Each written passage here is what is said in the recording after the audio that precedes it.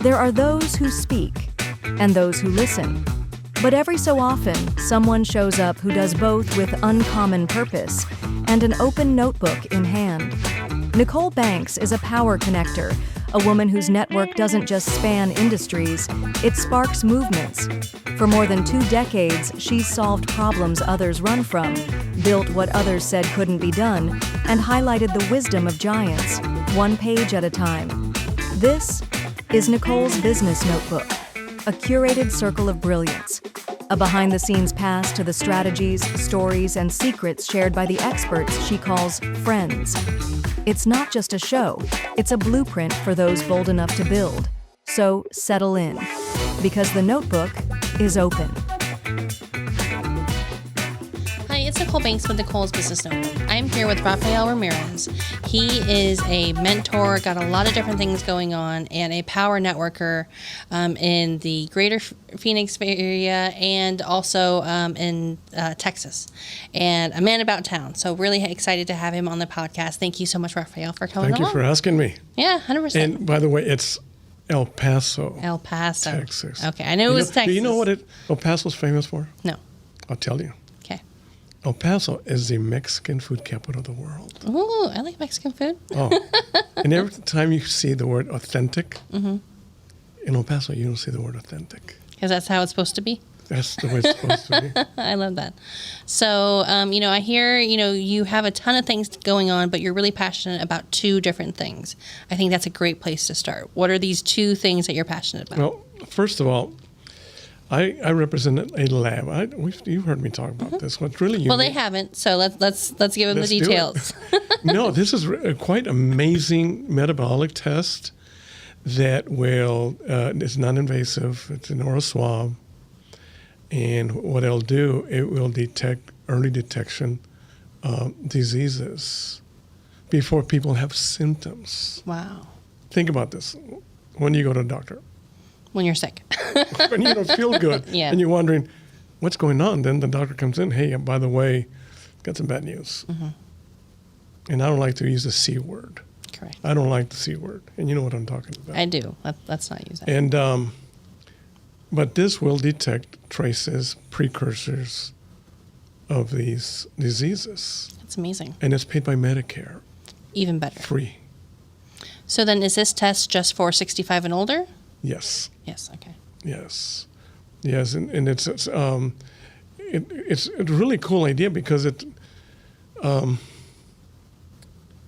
example, I've talked to pre-diabetic who have pre-diabetes, Oh, yep.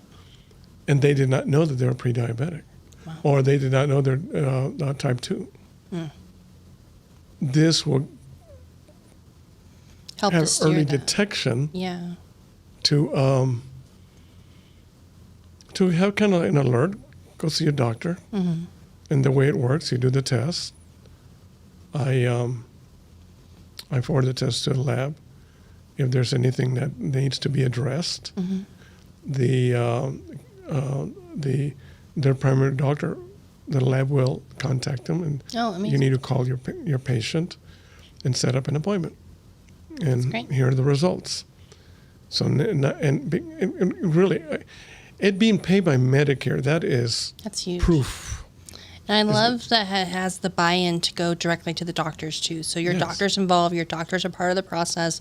This is an affiliated, joint venture to make sure that your health is as good as it can be. And where I will test groups would be assisted living, independent living facilities, senior centers like the Pile. I didn't test there, but at Pile I provided information. People responded. The Escalante Center here in Phoenix, Yep. the Guadalupe Center in Guadalupe, providing information, and then it's voluntary. Right, of course. They have my information. I can make an appointment. I also have a landing page where they can email it to me. So That's amazing. Yeah, in the podcast, we'll put the information so that they can go directly to exactly. it. So assisted living, skilled nursing, what other organizations can you partner with? Those are your primary ones. Actually, I mean, chiropractors. I'm dealing right now with, I'm not going to be able to promote it, but there are primary doctors that do take Medicare, Oh, yep. and they're not aware of this test. I'm talking to a large network, started yesterday, and I asked their marketing departments, have you ever heard anything about this? No, we never heard about this test. And what I love about it is that Medicare will not put their name on it Man. if it's not for real. Oh, right. No, 100%. I That mean, vetting process is so- insane. Anything that the HIPAA any business needs to be HIPAA compliant. Yeah, that makes sense. That's a good resource of contact. That's amazing. So what got you passionate about helping seniors to get better health? Well, my own personal testimonial. Yeah. Got to believe in it. That's the best I used to salespeople. weigh about 280 some pounds. Oh, wow. And when I weighed 280, I thought that was my norm. Most male men, at least this guy here, was not listening to my wife, Maria. But that, like she said, the cloudiness that you felt, the tiredness, the stiff, the stiff legs, Limbs and you couldn't climb stairs without losing your breath, that was my norm. indicators, yeah. Well, it was not until I went to go see my dentist, and this is back in El Paso, and the doctor took my blood pressure, and he stopped. I can't proceed. I'm going to call your wife. It was a family dentist. Yeah. Called my wife here in Phoenix. Said, we're sending your husband to urgent care right now, immediately. Wow. That's how bad it was. It took that scare to evaluate what I needed to do. And I found a very good endocrinologist here in North Scottsdale, and gave me the time to educate me what I needed to do. Awesome. Well, look at now.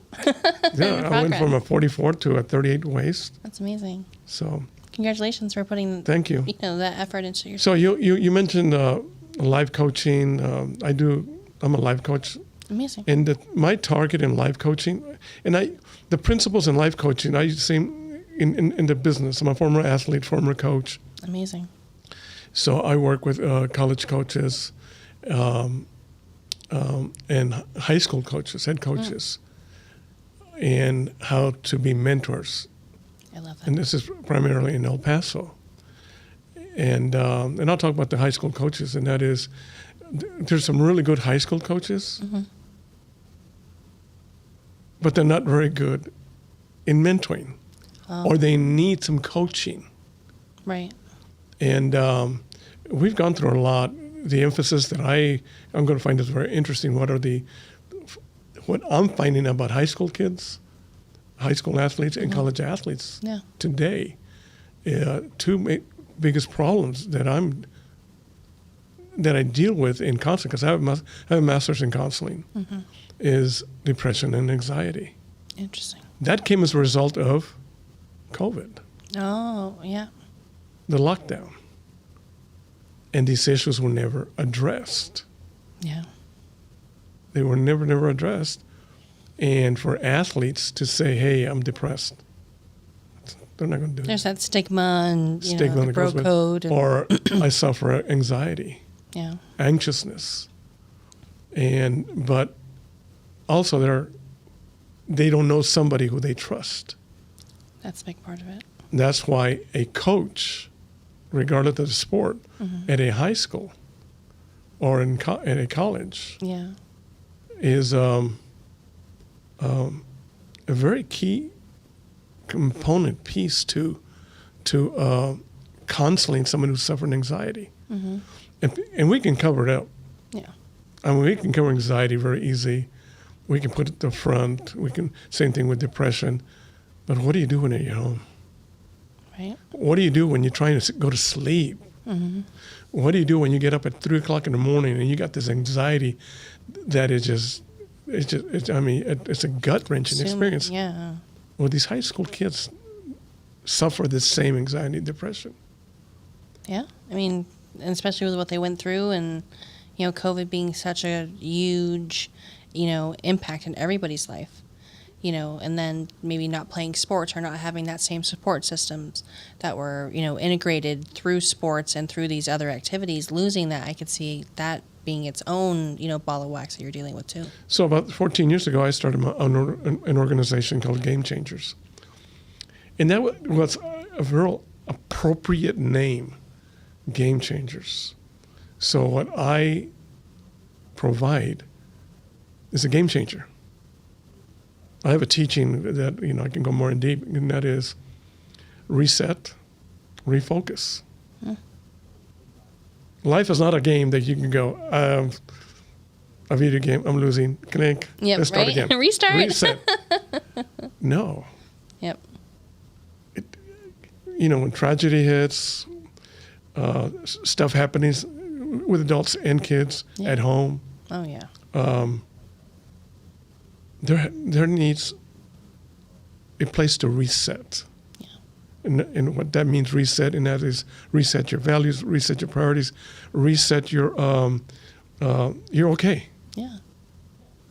You're your fine. Balance, yeah. And through this kind of mentoring, I provide that kind of counseling. And the refocus. Yep. Now because you reset it, now you can refocus on the task or your work or the sport or the values, your family. I love that. So through this reset and refocus, what transformations have you seen with the kids that you work with or the coaches that you work with?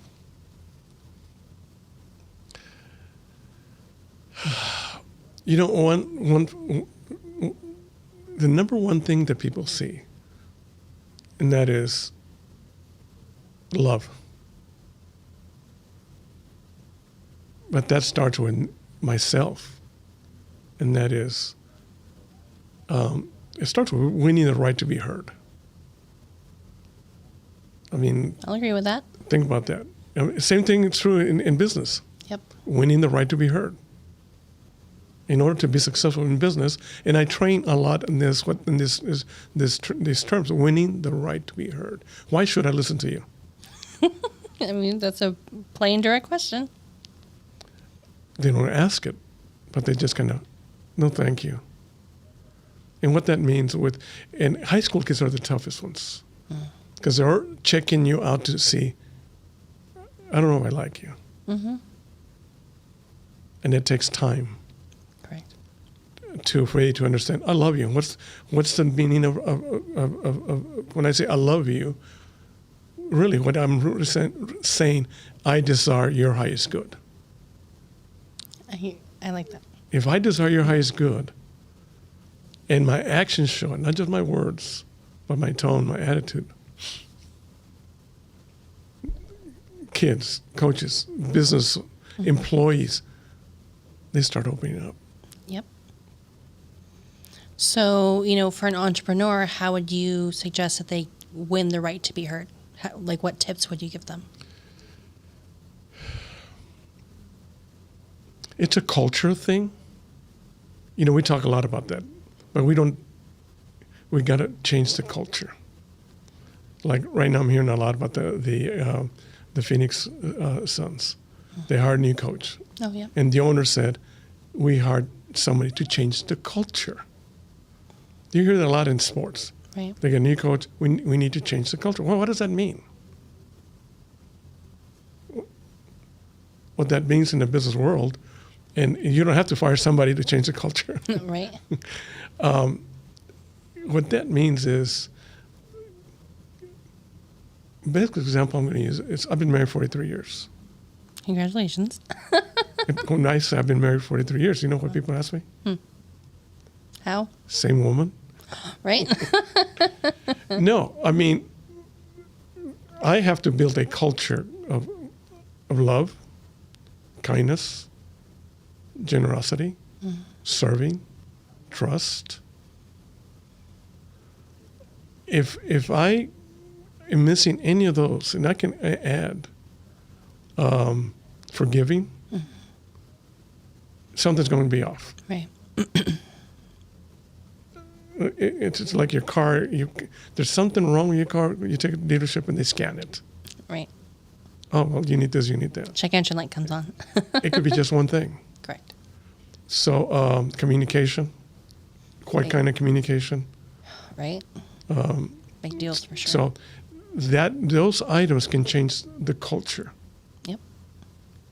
Yeah, I think culture is really important, and culture in business can really lead to monumental success. And if you don't have that culture, you're not going to be successful.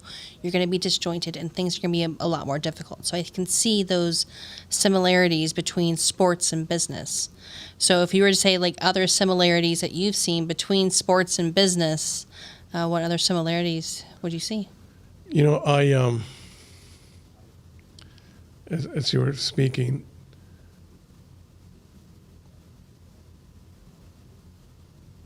and then going back to our marriage, and that is, people look at our kids.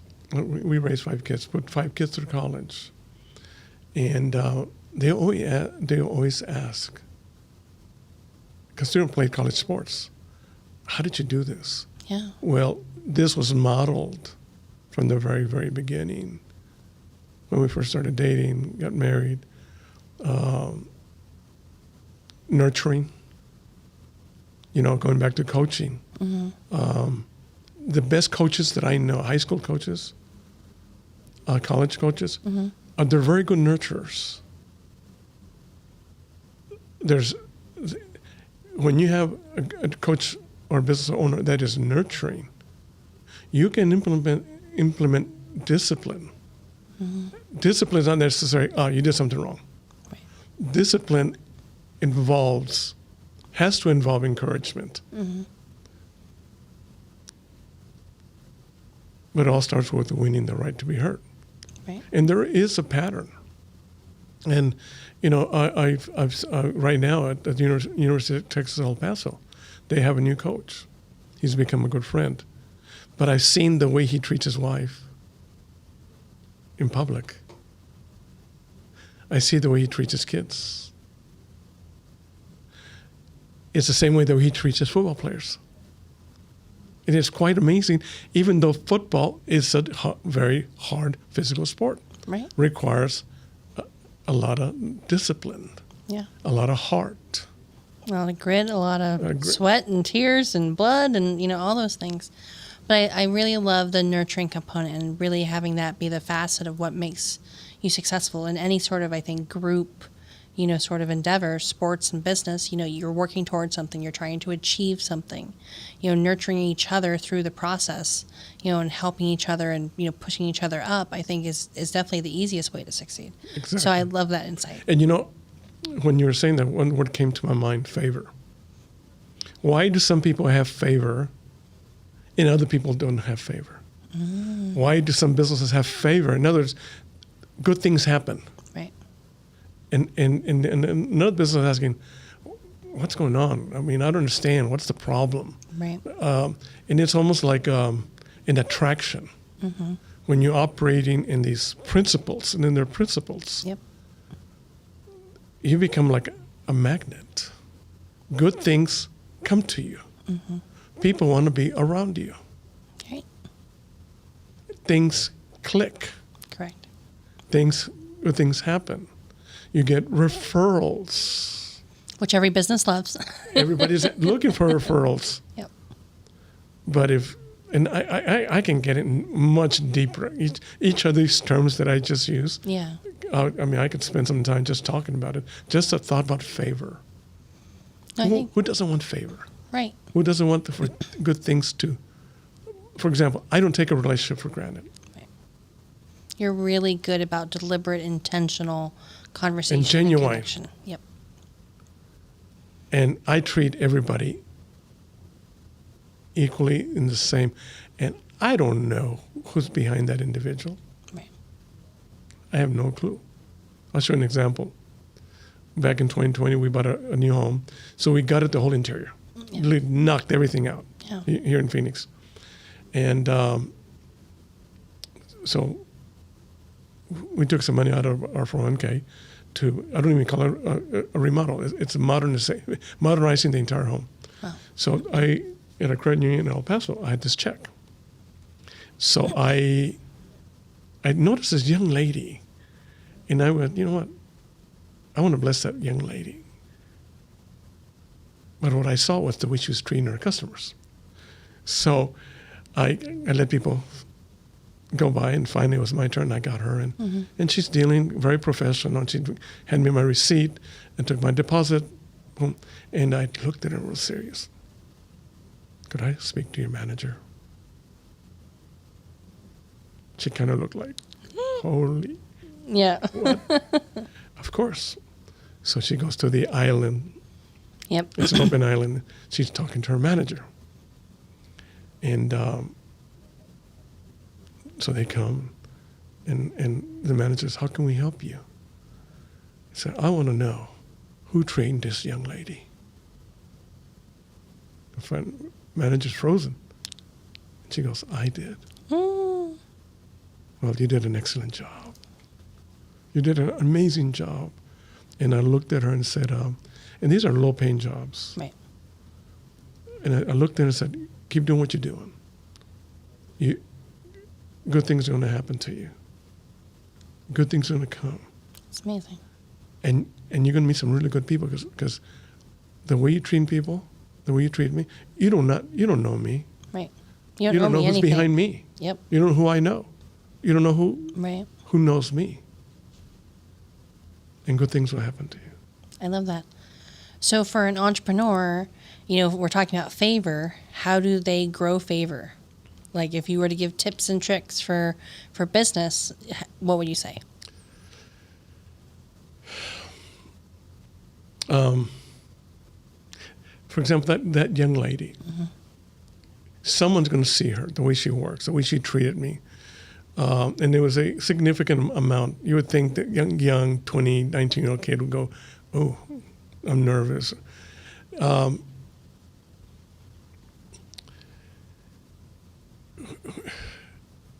When you're practicing these principles, this kindness, love,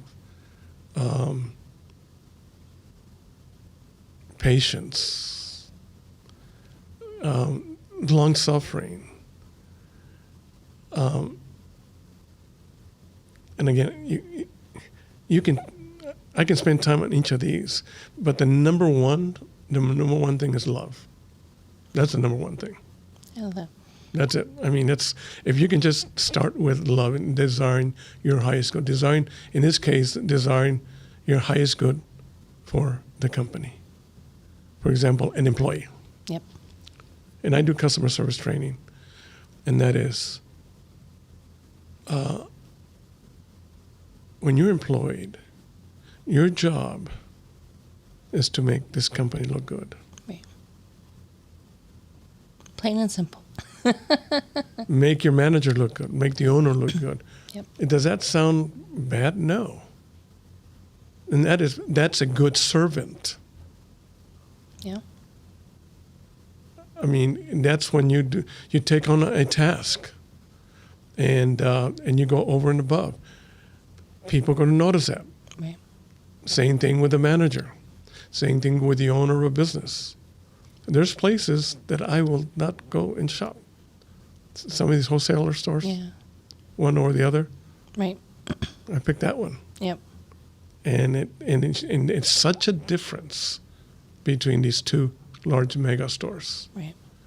And it comes down to the culture, that the one that I shop at, which is not too far from here. There you go. So, you're here in the greater Phoenix area. You're in El Paso. You're going back and forth. What are you passionate about doing in each of these different locations that make you kind of go back and forth? Well, I love Phoenix. I had two kids that play college sports. And then the third one followed. And then my wife followed. Nobody went back home. But I give credit to one individual, and that's Tab Pierce. And you know Tab. Oh, yes. Mr. Personality. Right after COVID, I met him. Yeah. And we clicked. Yeah. He's one of the good ones, for sure. And I tell you what, I tell people, I tell life coaches, become a friend to Tab. Yes. You're a life coach. Learn from the life coach of life coaches. Right. I did that. That's amazing. And I sat down and I listened to him. And now we're best friends. Now we collaborate together. And we make things happen through this collaboration, business-wise. Yeah, I love that. Yeah. So to close out, as we're moving forward, what is one last mic drop moment that you can give to entrepreneurs or business owners to love better? In your heart, desire that person's highest good.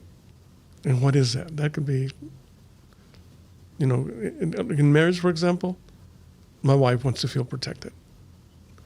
And in business situations, can your manager, or let's say you have an owner relationship with the manager, can that person feel that sincerely you're here to make this business grow and succeed? I love that. Yeah, I mean, for me, the love, the sincerity, the conscientiousness that you're, advocating for, I think can make everything better, whether it's business or sports or personal relationships. I think it's great advice.